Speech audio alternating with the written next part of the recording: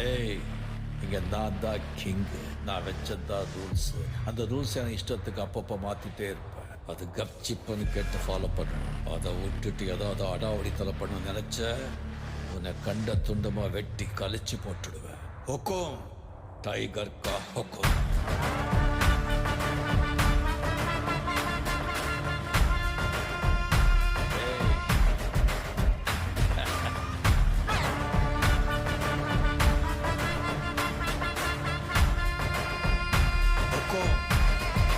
tiger